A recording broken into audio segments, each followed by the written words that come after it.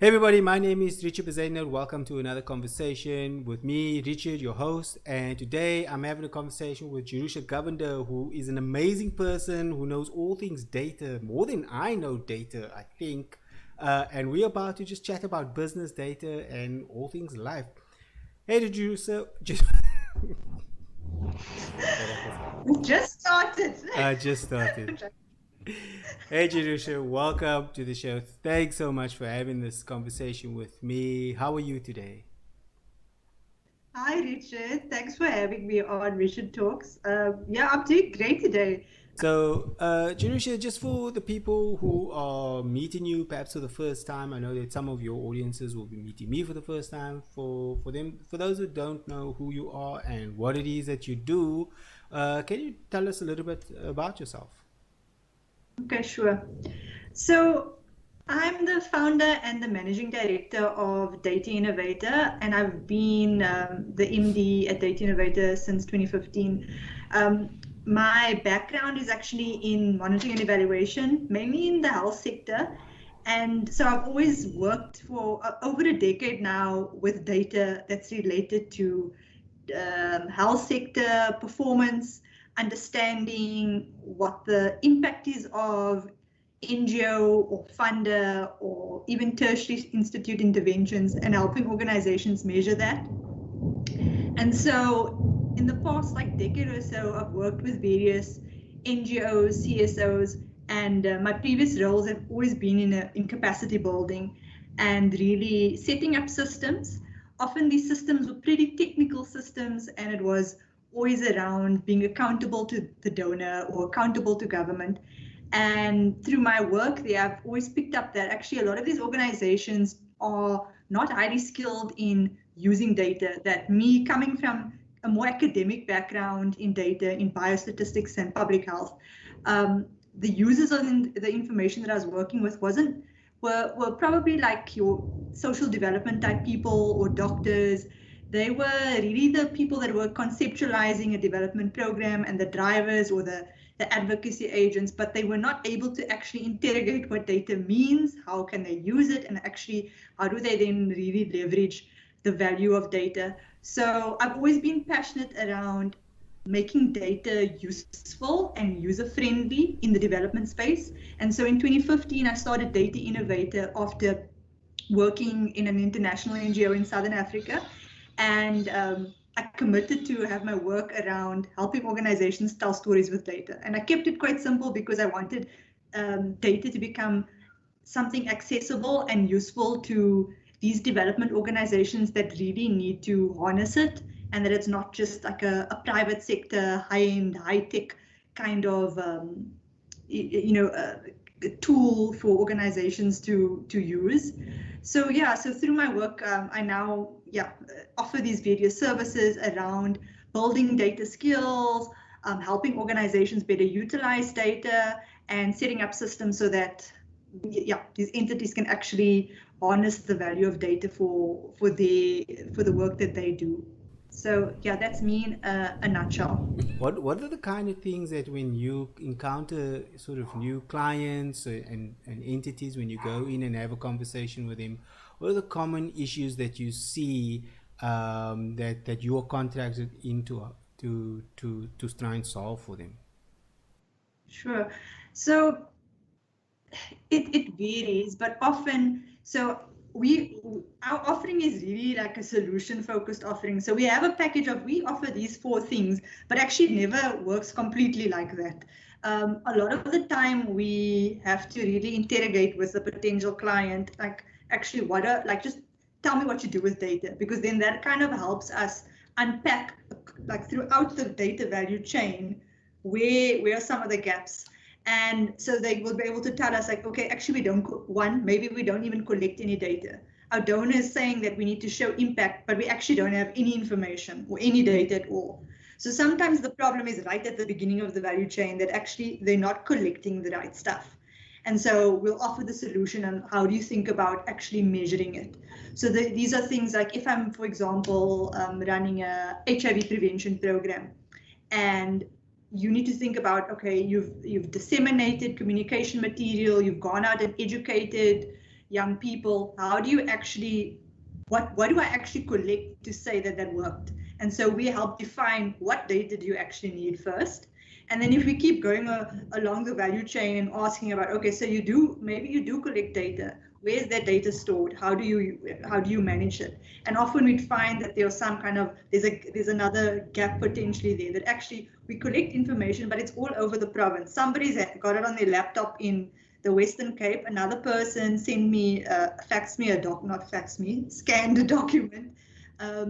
And so then we identify those kind of storage and management challenges. But the bigger challenge, or the one that I'm also really, it's kind of my passion area, is at the end of the value chain, where people are like, okay, we've collected data, we've got it in these places, but we actually don't even know what to do with it. Or we put it in a report on an annual basis and it sits there, and they've got like this, this honeypot of valuable insights.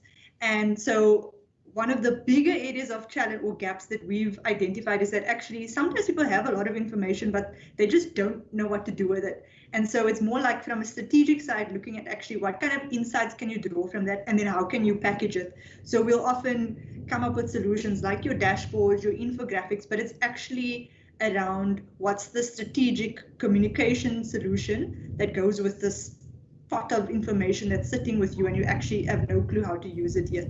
So it's like really mining it for the insights that, like as you say, can become the knowledge to make a decision. Yeah, one of the things that I resonate with that is that people often latch on to some of the hype technologies and the hype keywords like big data, and they say we got to have big data, we've got to have a data lake, and we've got to this and that and the other. And I always ask the question, sort of tongue in cheek, but it's like, what are you doing with small data? Like before we talk about big data, what are you doing with small data? Yeah. So yes, I mean that's great for like the businesses, but you also seem to be involved in lots of other things. I always see you're involved in seminars, you in the promotion of women in tech, you are in the promotion of data and this the profession of data science. And so what else is happening in your life? What are those interests? Are they just interests, or is it more than just interest there? Yeah, I am always involved in many things. So, I mean, Data Innovator, it's a for-profit business, but our model is completely socially conscious. And I say that because even though we generate revenue, and we do generate some profit, I intentionally look at how do we utilize those profits to build skills in other small businesses, or utilize other small businesses. And also, how am I really, it's kind of just this principle of I've got this privilege, how am I using my privilege to build up others? Because I know that I'm one of few Black-owned female, youngish female-owned businesses in the data space, and even in the M&D space. And that it's been quite like a hectic journey to build Data Innovator up from like this small one-man job. And so I'm kind of just like always identifying opportunities that I can either share my knowledge or use what we've created to set up initiatives to build skills, or bring other team members involved into like certain projects that I know it's actually gonna boost your CV. It's gonna allow you to access a new job in data. Also keeping in mind that the data field is growing, and I feel that many young people are not equipped to access the opportunities that are going to be waiting for us.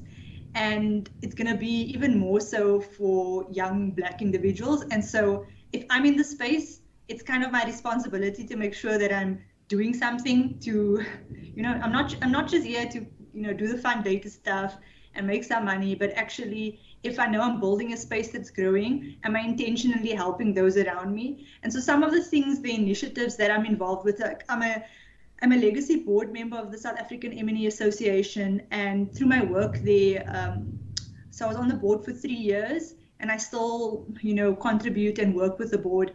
I often will run free workshops to help build capacity, And I was quite intentional about making sure that we had like data streams or data partners within the M&E Association, so that that then helps kind of boost the value of data and data skills in the monitoring and evaluation space. I also speak at quite a few conferences, particularly on panels that are around like data governance, ethical data use, responsible data communication. Those are some of the areas that I enjoy speaking about and contributing to kind of the discourse in the development space. We also have a training, we've got actually two training programs. One, it's called Data Artistry, which we've designed particularly for development organizations, and providing kind of an in-house skills development program. Often we can only teach so much and then we come in and support with the rest, but at least we know that we've kind of imparted some of the, identifying how can I better use data skills, how can I communicate this better, which we see is lacking in the development space. And we recently launched, actually it's still in development, but it's an online data learning program called Data Heroes, which is really around targeted at young people, so young professionals that want to boost their data skills. And the plan is to build this up from a very entry-level data skills right up to kind of an advanced program, and to create a community of young data professionals. So we've already used the space then to do a few virtual discussions, but also a place to share information on upcoming job opportunities, or just various resources to boost your data skills as a young professional entering the space. Yeah, and I just recently joined the Responsible Data Governance in M&E working group. So that's kind of my next place of contributing to the data space. I feel a little bit like I should be doing more after hearing all of that. It sounds like you are super busy. Gee whiz. Like, how are you managing time with all of this? Or is that it just sort of piecemeals and you're just steering the boat, or are you like deeply involved in all of this? Like, is there, like, for other business owners and business managers, what does that kind of day look like for you? What's that stretch look like for you at the moment, having all of these things on your plate? Yeah, I'm a bit of a crazy person, so I think that helps a lot, doing many things because I generally take on lots of things because I thrive with a little bit of chaos, if that makes sense. Yeah. I don't do well. So I think personally, I thrive in that space of being able to have my hands in many places. It also makes me a good entrepreneur because I can like deal with many balls in the air. But yeah, like my day, I think I do have some structure. Honestly, I have ups and downs. I haven't figured out like the whole balancing act just yet. I don't think anyone has. So I don't have like a formula for this. Is like I don't work 4 hours a week and then life happens. But I mean, I generally have a day that's I've tried like setting up really like structured ways of organizing my day. I've got a board here where I do like my, that quadrant prioritization, and then I move my flip. It helps somewhat, and then I use that to kind of plan like my calendar is my organization space where I'm like, these times I do this. There are times that I block out where it's like kid time, or on Wednesdays in the afternoon, usually it's like my personal writing time. So I try kind of like block out time for things. I'm not, I think some of the other things are a little bit piecemeal at the moment. Often I'm kind of setting up and then handing over. When I was part of the South African M&E Association, I must say at those 3 years, I was fully immersed. But since departing, I'm now kind of contributing to this space, writing this, or being involved in a talk here and there, which is not as intensive. And because it's things I enjoy, it doesn't feel like it's a lot of additional time. So yeah, and I think also like because I've built up a team and I'm constantly trying to build up people, often they take on certain things and it makes the load a bit easier to carry. Yeah, that's great stuff. I mean, so because you sound like a very busy person, and you're probably quite interactive. 2020 has been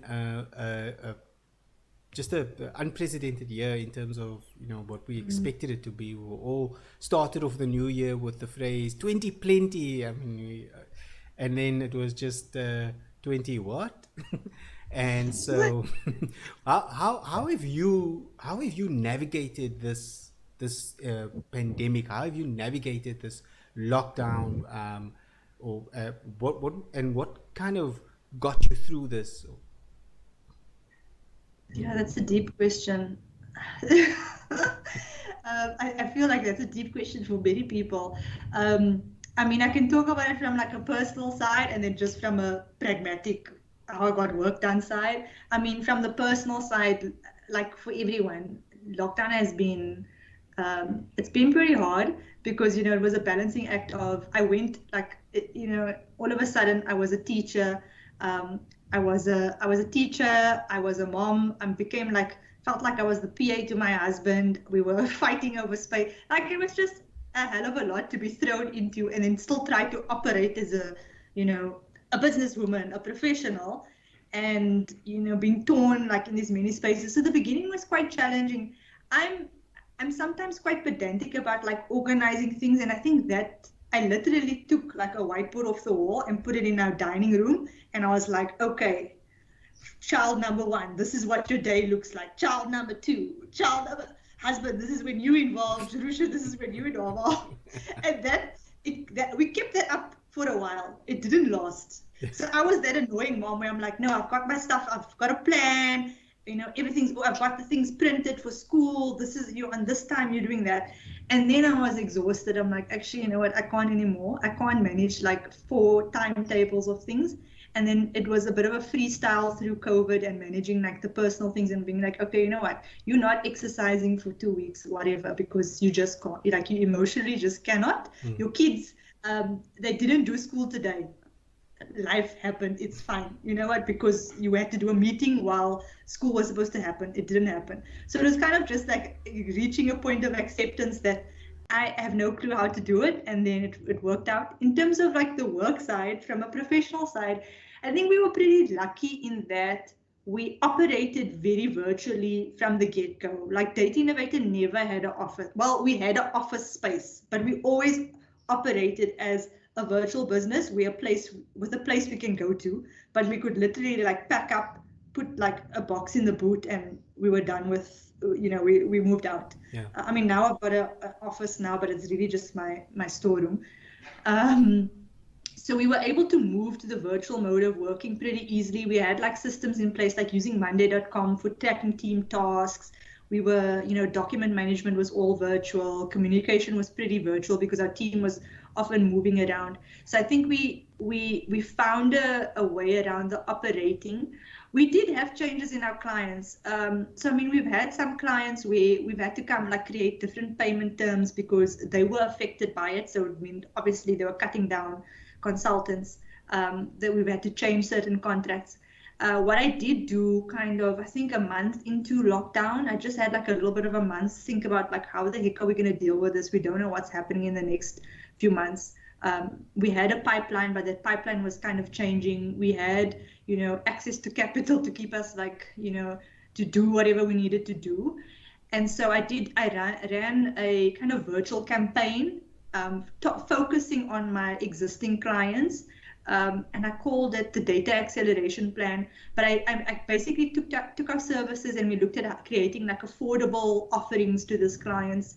And then I launched that directly and like really went like strong on business development to say, it's kind of like a once-off offer. It's really affordable to make sure we locked a few opportunities down before people made even bigger decisions to cut us out. So that helped us. I mean, we didn't get a heck of a great hit rate on it, but it did kind of alert people to, they're still offering things at an affordable rate. We can still access these solutions without going completely big. Like we kind of we're thinking conservatively for you before they needed to question us. So that helped us pull together a couple of new opportunities, just secure our pipeline for the next few years. And we have a partnership, an existing partnership. So we just kind of pulled that partnership closer with another organization. They are donor funded. And so that also it's given us a bit of cushioning to continue managing through. But I mean, and through it all, it's also a lot of like flexibility around how the team has operated. Because like within our team, even with our partners, I had COVID. We've had a family member pass away with COVID within the team. So it's been like just emotionally draining, and coming up with new strategies that actually the team can't operate in this way. We're not doing any face-to-face things. If somebody has COVID, this is kind of the plan. Yeah, it was a lot of thinking on the fly, coming up with strategies to just survive. It was like kind of a survival mode. Yeah, but it sounds like you did some of the basic, business 101 when it comes to business development. It's an existing client is easy to reacquire than a new client, and just speaking into that. So, it's one of the advice people ask me like about sales or what should they do. And I say, do you have an existing client base? Yes. Okay. Go speak to them. Go tell them you're doing this. Go ask them like a question. Say, the simple thing is to say, look, we've got availability due to the lockdown. Some projects got cancelled. If you need stuff done, we here for you. I like to use the "I'm here for you." I find it's got a sweet sound to it when customers hear that. When you say, even a sales pitch, say, "Hey, Jerusha, hope you're well. I know this is tough times. I just want you to know I'm here for you." And that's it. And generally I get a reply, "Thanks," or "Hey, I was thinking about you," or it's such a coincidence you emailed or you contacted or you phoned. And that generates a lot of new business. And it's never all the people, but it's a percentage. It's better than nothing every time. And so each one of those iterations gets you in the momentum of new contacts and building and stuff like that. So it's a bit of what's this, the headcount, the size of your company now? What are you on? You said you built it up from just yourself, and now you are 10 so people? we less one. No, we're not. We actually I still kept it lean, but we 5 employees, but then we've got, I always forget the number. We've got 6 associates. Okay. Yeah. So it's the 5 core people that are like full-time operational, and then we've got the associates. The one, she's pretty much full-time, but they kind of spread it out on projects, and then we've got ad hoc consultants. So I started with that model, and then I kept it, but I've just made, like, where I was having ad hoc consultants, I reduced that and then made certain key people technical associates, and that gave them this kind of space to do other things as well, because they're the more high cost team members, and but they're high quality, and then the core is like the mid-level professionals that can take on multiple tasks. So yeah, that's and usually we're operating at around like 90 members at a time on average, depending, and sometimes it might be higher if we've got a certain more projects on the go or more projects starting up. So yeah, that's our size currently. But also with our partnership, we've got a team of about 5 people that we have access to, but they're not our employees. We work with them as a resource. And that must be like, obviously, going through this lockdown and the pandemic, it's 5 to 9 different personalities that you need to deal with, people that are unsure of what was happening. And now that we've come through, we've been in level 1 for almost 2 months now. What have you learned? What have you learned through this whole process of going through that, focusing down on a business development plan, working through with your team members, hopefully not losing too many of your core team, and then now being in a position where you're approaching the end of year? What is that core lessons that you've learned that you want to share with people?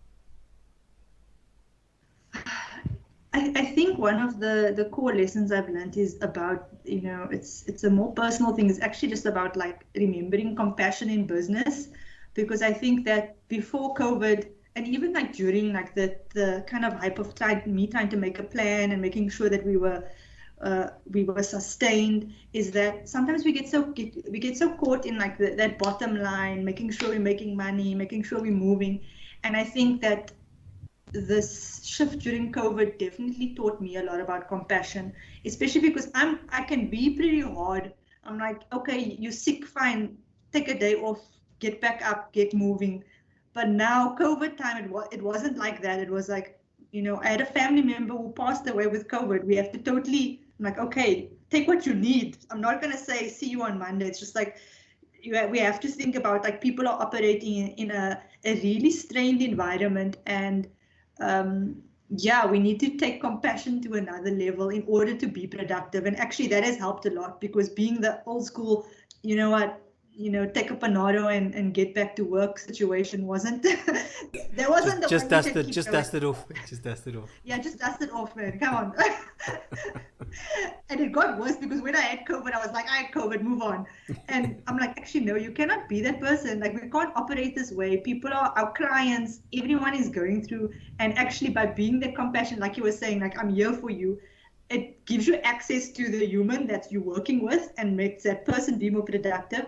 But it also opens up those doors to other people who are all going through things and saying, okay, let's talk about life and let's not talk about work afterwards. And yeah, so that's one of the biggie lessons that I've learned, that yeah, Compassion. it's definitely Yeah, I tell you, the one of the things that I learned was that I'm working too hard. I mean, I've been running a company for almost 13 years now, and I built the company up to over 30 people, and lots of revenue and lots of clients, lots of headaches, and I actually realized that I was building the wrong dream, you know, or as building a building but using the wrong ladder, and so yeah.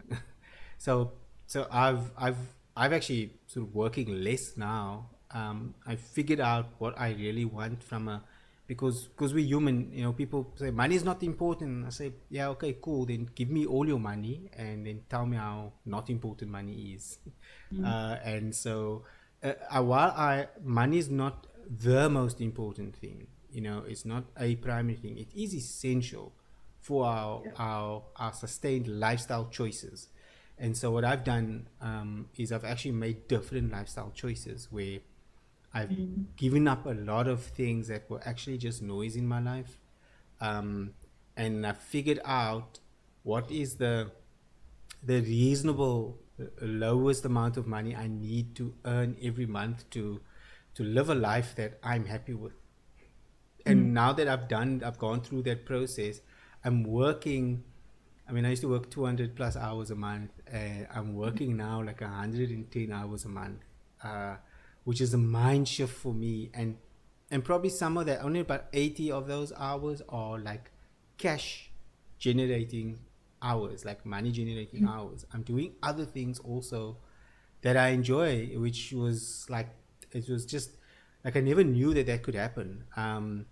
So money is still important. I still am focused on generating money, generating revenue, um, but I'm also focusing on doing other things. And what happened was that I started doing these kind of things, interviewing people, like just having a conversation. Let's talk to each other, and I'm learning so much about like other people's journeys and what they've done, not just through this lockdown, but just in life also. And the kind of war stories that we were able to swap. And I'd never have made time to do these kind of things had I not sort of made the conscious decision to choose my work style and my money style, um, and those kind of things. So I mean, you I think you're doing it right. You've got a lean team. I did it like and there's nothing wrong with it. It's just a choice. Everyone has different choices. But for me, where I'm at now, like building a big team is no longer a consideration for me.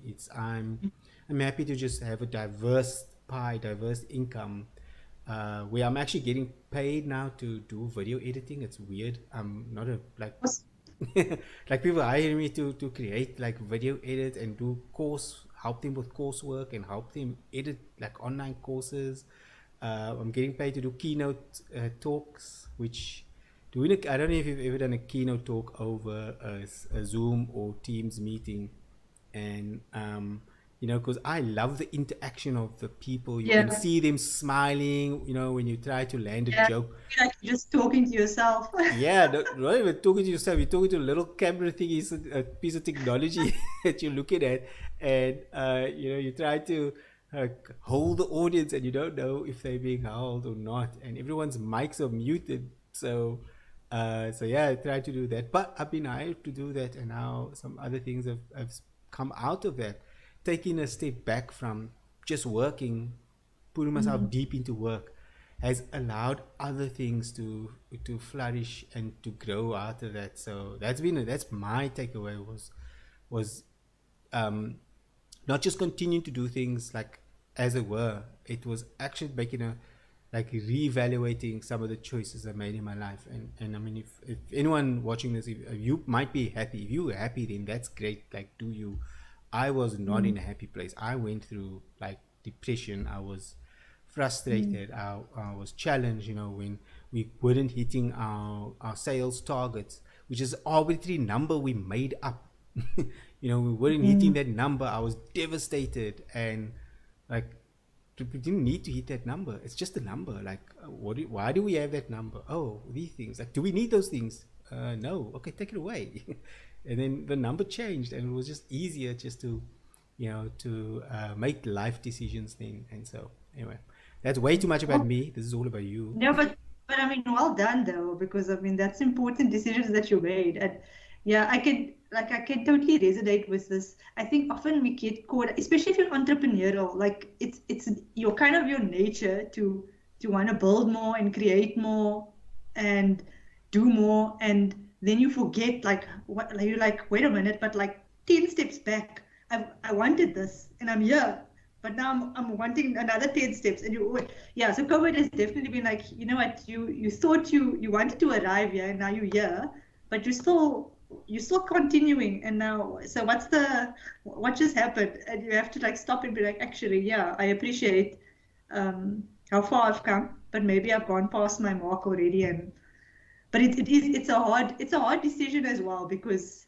you have like these attachments to, yeah, but now you're gonna have to let go of that amount you had in your bank account. Okay, maybe we're not gonna have those meals that you really like. But I mean, you've done it, and you've obviously come to the point of like, actually, you can do it. It's fine. And yeah, it's so but that was a big step. Yeah. So, you know, so there's a lot of different business people that I have these kind of conversations with, and they've all had a different approach to, you know, going through COVID and going through any sort of. I think this is the molding pot for how we deal with business challenges going forward. Like, if your business made it through this, I think like you are got now new superhero power, because like there's nothing like, let's hope and fingers crossed, touch wood, all the salt over the shoulder, all the things, uh, is that nothing worse can happen. Like, what could be worse than this? You know, we had in 2008, we had the world financial crisis. You know, they call it the housing market, but it was really just the market in general, financial crisis. um, you know, and if you made it through that thing, then that was great. And then now we have this, and so if you made it through this, you know, even more so. I've known a lot of people that started businesses like through this pandemic, Mm, you know, different kind of businesses, a lot of PPE businesses, and that was obviously people ready to take the opportunities that were presented. But other apps have launched. You know, I see the Bantu shoes just doing amazing things, growing so big. I need to maybe just go get a pair, because I've never seen. I always see the CEO on LinkedIn, but I never see the shoes, which is weird. I wonder, they should show the shoes. I need to check. Yeah, I need to check it out. Yeah, Yeah. I'm always check out local shoemakers. Yeah, who produces. So in somebody trying to get into data, you know, what is your advice for them? You know, maybe they're busy studying something now and they want to switch over, or they're working in an environment where they might be in M&A, and they're looking at what you're doing, and they are interested. They say, can I make that switch from an ops person into the data person? What is the key things that you say that they need to this? Do we start with a degree, or where do we go? Yeah, I think it's, I mean, you could start with a degree. If you feel that you want to have a sector specialization, I think that it's important to possibly get the degree. Like, I particularly wanted to work in health sector and in epidemiology for a period. And so that made sense for me to enter my data career through public health. But for some people, it's really kind of where you want to specialize. And I always refer to the data value chain because I think that's also a useful place to kind of see where actually your passion and your interest lies. Are you somebody that loves the data communication, or you've always found that that's a space that you want to work in? Are you somebody that is interested in data collection? Are you somebody that wants to focus on data management and tools for that? So I think one is like figuring out like, do you want to go sector specialist? In that case, do consider a degree or a diploma in that place.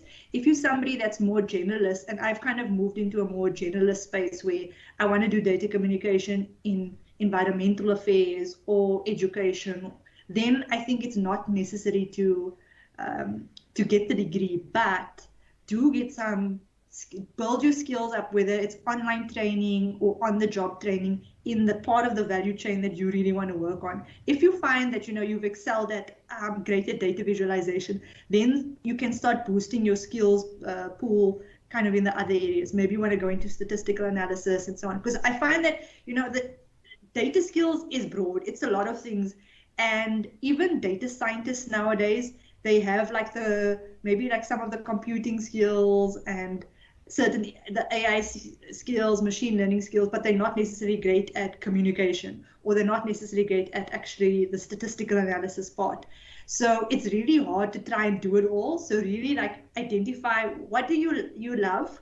I love health and I love communication, and then find a way to build the skills there, whether it's the online training, on the job training. I have found that doing kind of practical projects, like even with my fellow data nerd friends, we'll just like identify, like some time back, a friend and I looked at budget data, and we're like, let's find ways to analyze that, and then we'll kind of do a personal project where we said, okay, we want to learn R, and we want to learn text analysis with R and Excel, and one other tool, and then we do a project together, and then we come up with our own kind of, it's for no financial gain, it's really just our interest in the thing. And we've done a few visualization projects like that as well, where I found that was the best way for me to then pick up skills, because there was no time pressure, no money pressure, and it gave me room to experiment. And then when I didn't know something, I quickly either like Google it or go to the course.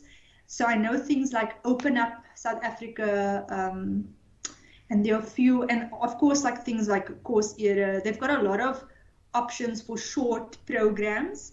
I mean, even Data Innovator, if you go to our website, we've published like a couple of free resources and blogs on certain topics like social network analysis, text analysis, dashboards, where if you're interested in it, you can start there and then just pull a couple of resources and build your skills from there. But definitely like think about like where do you want to start, and then focus there. Don't just go do a data science degree and you're actually not sure what you want to do with that. Yeah, I love that approach about experimenting, having fun, do personal projects. I found that, when I spoke about like I've got hired to edit videos, I'm IT, I'm deep in IT programming. I moved into data very early in my career, just because somebody like a business user, and I like talking to people and figuring out what they're doing, understanding the business.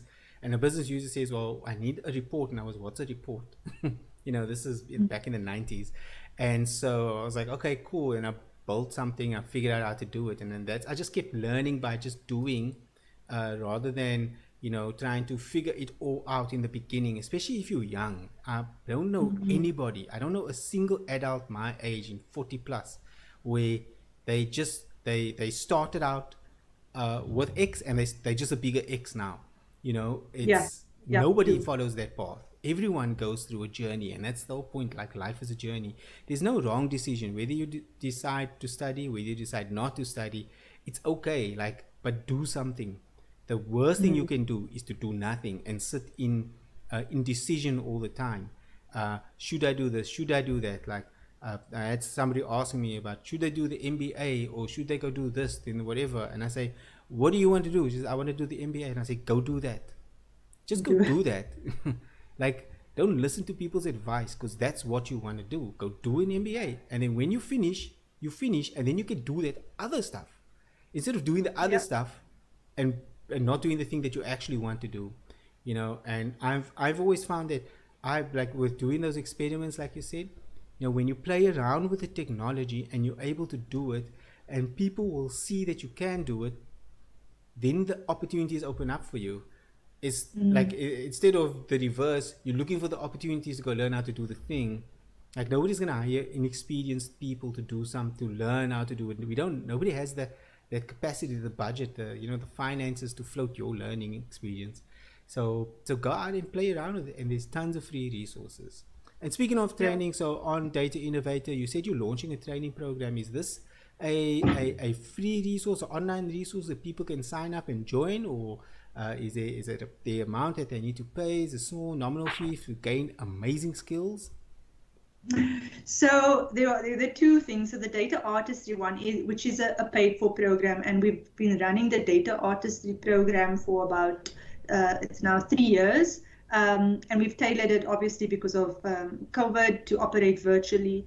The main unique value is that that's designed specifically for a company's context or an organization's context using their data. The data heroes is kind of it's a startup. So, I mean, we're still tailoring what that looks like. Data artistry is more established. But the intention is that it's going to be a mix of free and low cost. So it has to be, we want that to be built up into an MPC arm of Data Innovator. But I want data skills to be accessible. So, but I also know that sometimes a little bit of financial investment means you're more committed to completing it than when it's completely 100%. free. So that's the only reason why some will have a fee to it. At the moment, there's only one kind of free entry-level data skills learning program, and there's also a few resources on there as well. I think the one other thing that I forgot to mention, which we're going to relaunch about 2 months ago, we also ran the data skills survey, which was part of our data heroes efforts, and so that will be running again. So I'll definitely put that on LinkedIn and a few other pages, which is really for us together. We'll launch the report next month, which is really showcasing what are the current skills gaps among African youth, and we want to use that to really drive the cause and say, actually, there's a need here. Not enough people have the right skills, and actually we're finding that even people with the right data skills are not accessing the right data opportunities or unemployed. So that's the other bit, is where we're creating this database, which we want to use for young people to then access data opportunities by being on this database of data skilled individuals. But currently it's dataheroes.org has one course, and it's got some free resources. And if people are interested in the company organization tailored program, the data artistry program, that's with Data Innovator. So I'm sure, hopefully you will be able to share some of my contact details, but Yeah, for sure. datainnovator.com is All the links will be in the descriptions on the blog page. We can reach out to Jerusha and get more context, or go to datahero.org and sign up for the course. I agree with you. Spending a little bit of money on a course does increase that commitment to partake.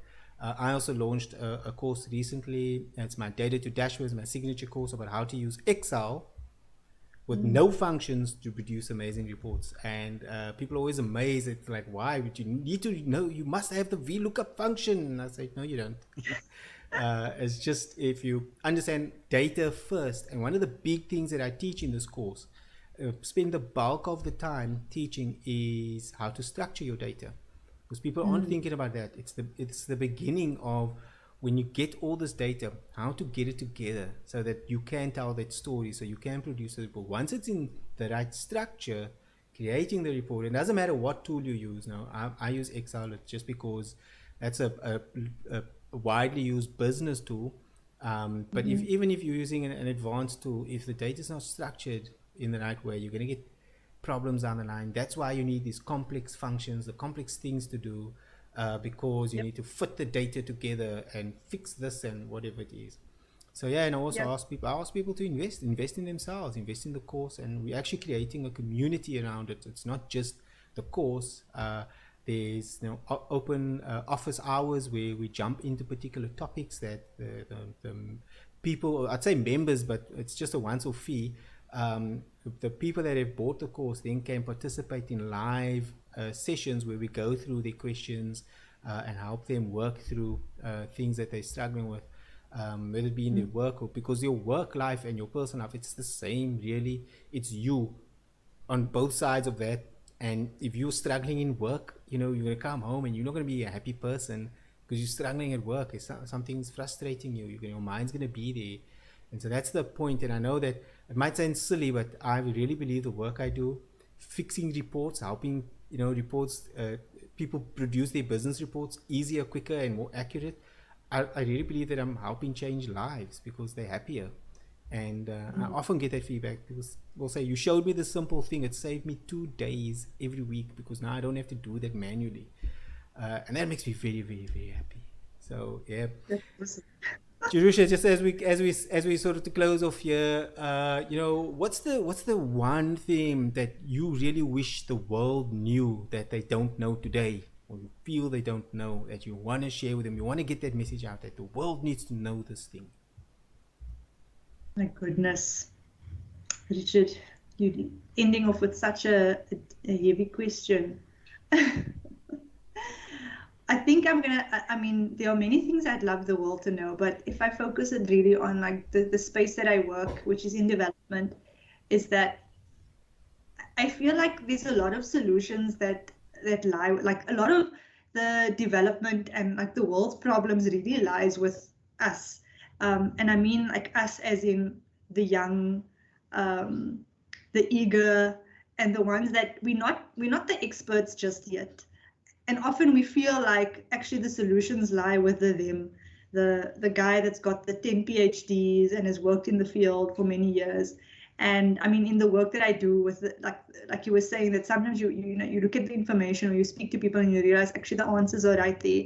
So I think that's the one thing I want to leave, is that actually, particularly for those young people entering a data space or a data career, or wanting to be a data entrepreneur, that we shouldn't really doubt that we have the capacity to learn the new tools or new applications or new whatever, and that actually we do have we have enough know-how to take those different things and offer important solutions. And I think there's a big need for that, because we've got a lot of like old fogies who've done it the way they've done it for many years, that are sitting in places, high places, making big decisions for us.